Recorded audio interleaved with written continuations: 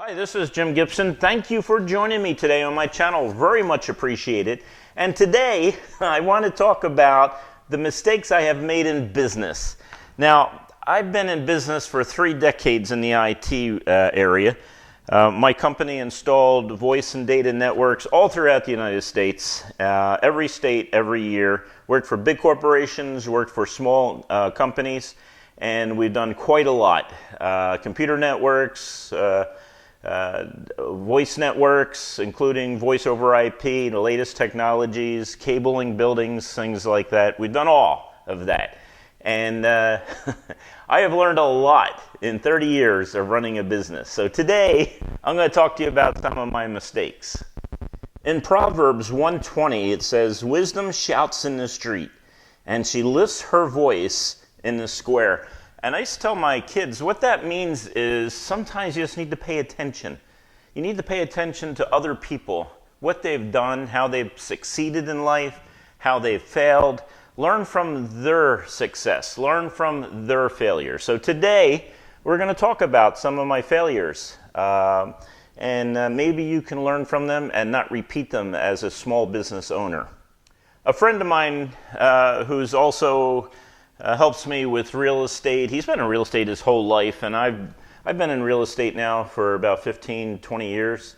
And but he knows a lot more about real estate than I do. So I often ask them different questions, different scenarios.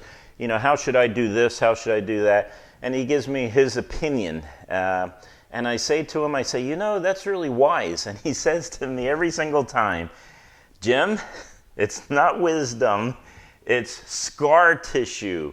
And he says, you know, you can call it wisdom, but, you know, the bottom line is it's scar tissue. It's things that I have done wrong and suffered the consequences, and now I'm telling you not to make the same mistakes I've made. So that's what we're going to talk about today. Don't make the same mistakes that I have made. Now, the biggest mistake that I made, we're going to talk about at the end. So make sure you hang out to the very end, and you'll hear the biggest mistake I made, and don't repeat it, okay? Because if you repeat this mistake, it will really cause you a lot of problems.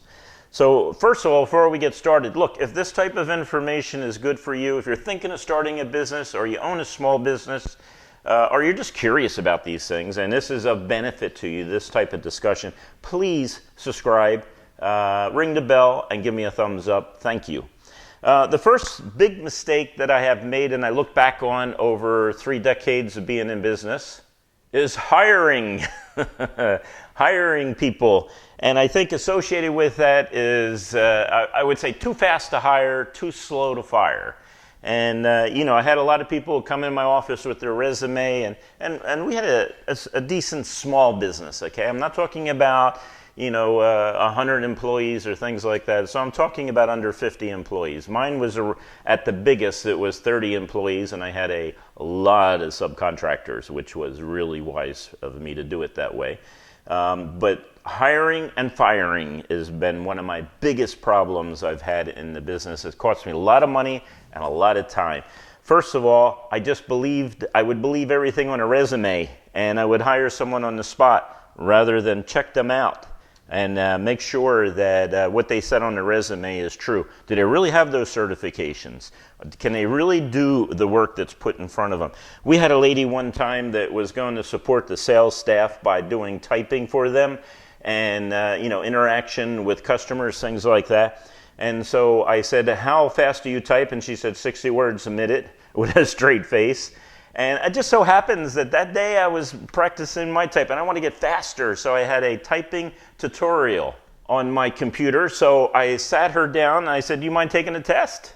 And I turned around my laptop, and I said, "Here it is, I'll start it." And the timer started, and she started typing. I realized that she didn't even know the keyboard. She was doing everything like this.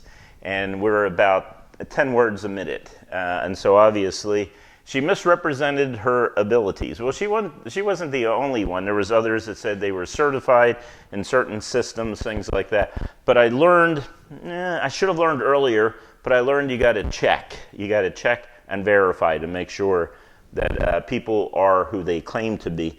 And then the next biggest mistake I made in hiring was I was too slow in firing. There's some people that I knew just wasn't working out, but because I put so much effort into them, for them to learn our culture, to learn our procedures, to learn the technology, I would send them to school for 2 weeks to learn some aspect of the technology, and I just did not want, if there's any way I could preserve them as an employee, that I could turn them into a profitable employee, not pulling my hair out every day because of mistakes and things like that, or because of a really bad attitude that some of these employees had.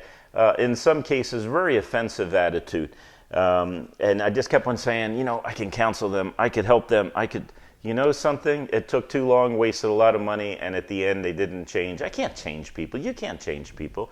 You can offer opportunities, but if the opportunity is not taken up, you really need to get rid of the person. Quicker the better. Be quick in firing, slow in hiring. And then, of course, other mistakes I have made is, gosh, I really like this person. It's almost like they're a friend, like we know each other. You know, we agree on all these issues and everything else, and I would hire them because they were like a friend, or hiring a friend. Worst mistake of my life. If you want to lose a friendship, hire a friend. That's what I would say. But too slow in firing and too fast in hiring. The next was, I got to a point in business where I didn't think I needed the level of expertise that I had at the beginning when I was under, you know, 8 employees type of thing, or 5 employees. It was when I was only had 5 employees, I was the person that had to know everything. I had to know, you know, I had to know about each technology, each product we were selling, and our products, because it's in IT, had a lot of programming. We had to do a lot of programming. We had to do a lot of systems that fit the customer. You know, when the customer says they want this phone to ring first and then that phone to ring after 30 seconds, you have to know how to program that into a business phone system. So at first I knew it all in that area. I was really capable, and I would teach my employees about what needs to be done and how it needs to be done. And I had procedures and everything else. But as we got older or bigger, been in business for a while, I had some people that were very good in technology, and I just kind of let them take over the employees. Now, you know something? That's fine when you're a big company.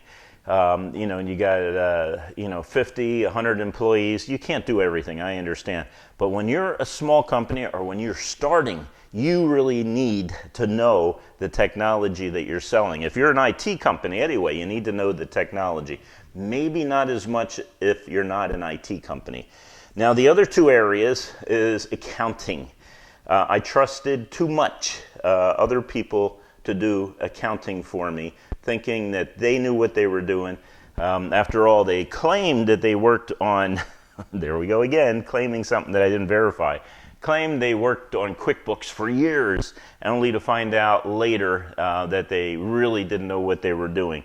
So you really need to know accounting, especially if you're starting a company. You better know it, and you better have an accounting system like QuickBooks to really run your business. And last is the sales.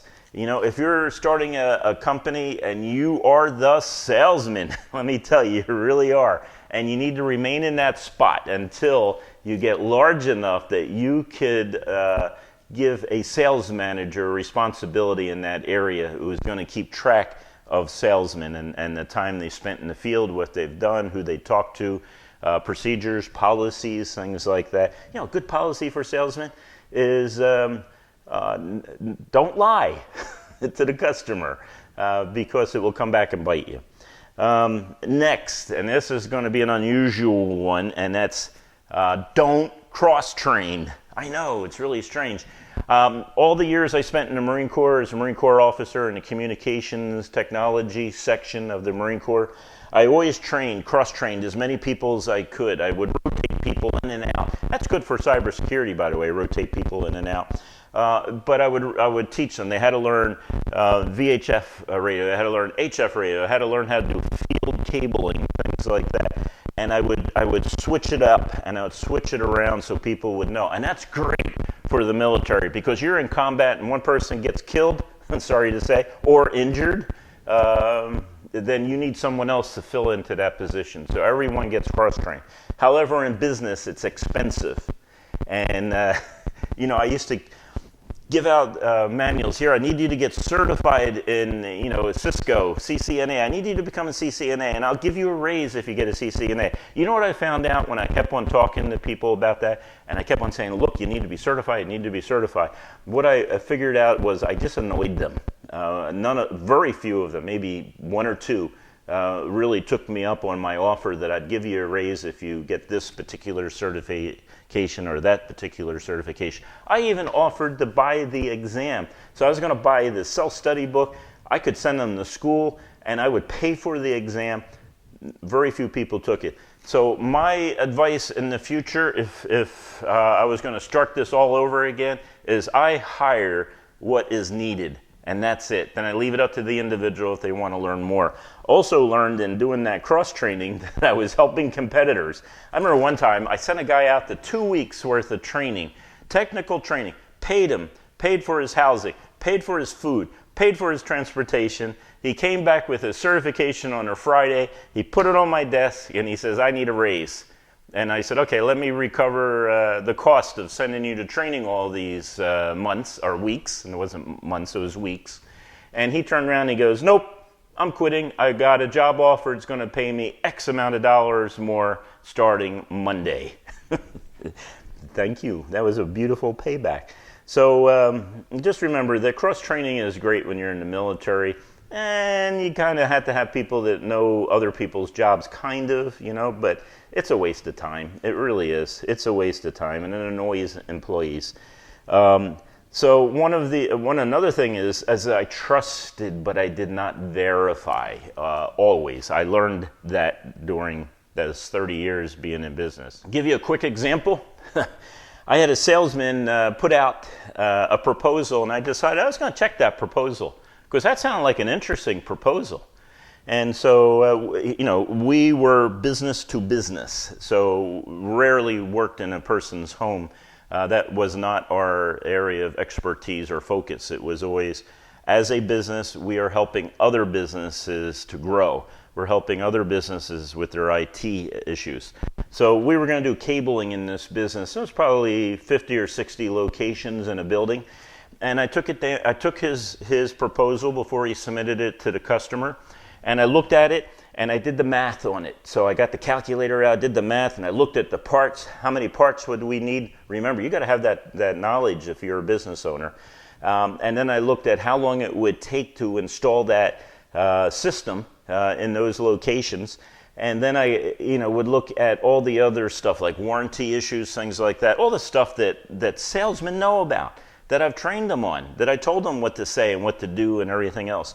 And only to come back to realize that he underbid it, that our cost was going to be about 10% higher than what the customer was going to pay. And when I called the salesman in, I confronted him with this. You didn't follow procedures, you didn't do your estimate right. And he kind of like, yeah, I know. And I said, well, you knew this and you're going to propose this to a customer? He goes, yes. Because I really need the commissions. I should have fired him on the spot for that. He was more concerned about his commissions than he was doing the job right and taking care of the company that pays him. So all I needed was a couple salesmen like that for a couple months, and I'm out of business, So trust, but verify. From there on out, we had a little form that had to be filled out on every single installation of IT systems. And it listed every cost in there. And guess what? That was filled out by the technology people, by the tech department, by the dispatcher. And he had to prove every single part that was in there. He had to prove the price, how long it took to put it in, and then I would meet that up with the proposal and see if we made any money. From there on out, that's what I did. So I learned you got to trust, but you got to verify. And last, it's kind of not last, but next to the last, because the last one you're going to like. Next to the last is something that I did that I decided I'll never do again, and that was pay advance.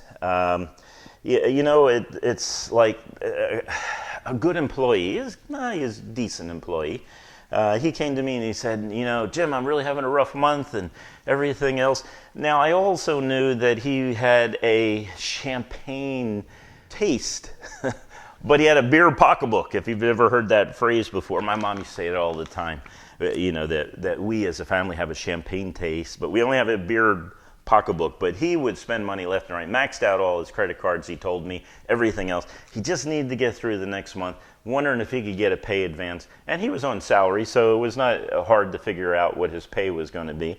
So I said, sure. He seemed like a hard worker. I mean, every day he was there and with a big venti from Starbucks. Even as a business owner, I'm not going to go every day to Starbucks. It's too expensive. I had free coffee in the office I offered everybody. And every afternoon he had his venti, a new venti coffee there.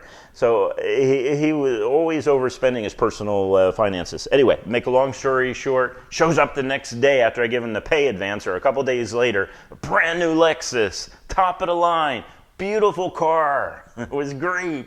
I wouldn't have bought it, but he bought it. And then about a week later, I get a certified letter from his lawyer saying that they're filing bankruptcy and that the month of advance that I gave him was going to be part of the bankruptcy. So I called him in the office and I said, hey, what's up with this, man?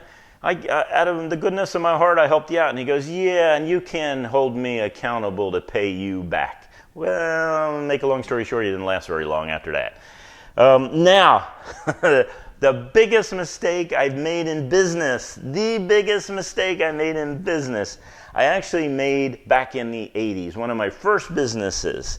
I went into business with a friend. Man, he was a great friend. And you know something else? I could trust him. He was a trustworthy person, had integrity and everything else. And he and I started a business, and it grew, and it grew, and it was really well. I mean, I was busting gut 12 hours, 18 hours a day, doing everything I can to make this business successful, meeting customers, talking to them, things like that. And then I noticed that he was pocketing cash, because this was 50-50 when it came to cash or check. And the cash he was leaving in his pocket and not turning it in to the bank. And some other practices that he was doing, the harder I'd work, the less he'd work. He always had excuses not to be at work. But he was my partner and he was my friend. No more. I decided that I did not want to get in trouble with the IRS. So if the IRS is watching, this was back in the 80s, okay? And I walked away from the business. I didn't take a dime after the day I decided that partners don't work. And of course, I've seen that in real life also lately. 30 years being in business, my business, talking to other businesses.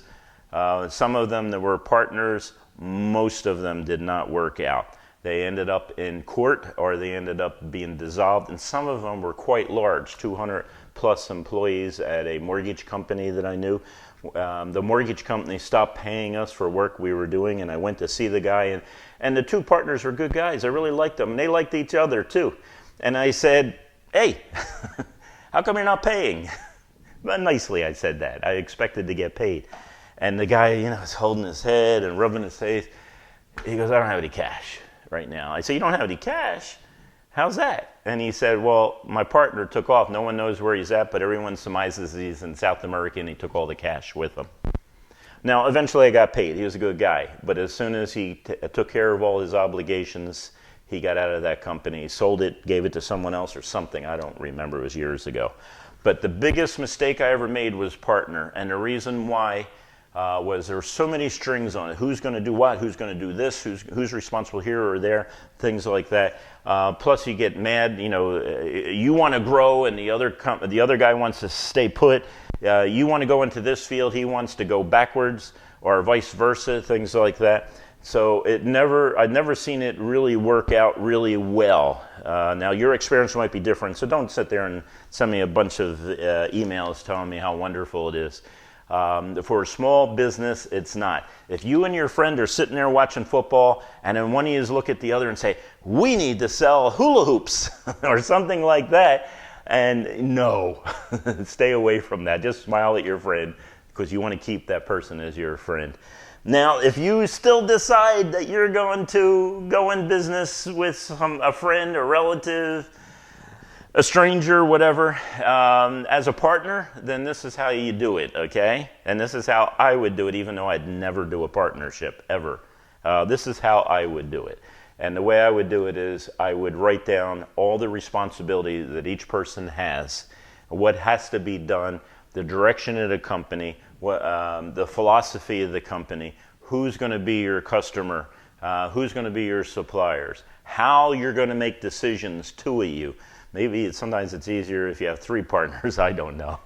But to make a long story short, put it in writing, have it signed so everybody knows job descriptions, who has what responsibility and what jobs. That's how I would do it. And that's the worst decision I ever made because I lost a lot of time with that company, building and helping and working on that partnership. And time is more important than money, and that's why I walked out the door and said, it's all yours. Have a nice life. Goodbye. And hopefully you put your time and effort into your business, and that it is very successful because of that. Again, this is Jim Gibson. Thank you for watching me. Please subscribe, give me a thumbs up, and then you have a good day.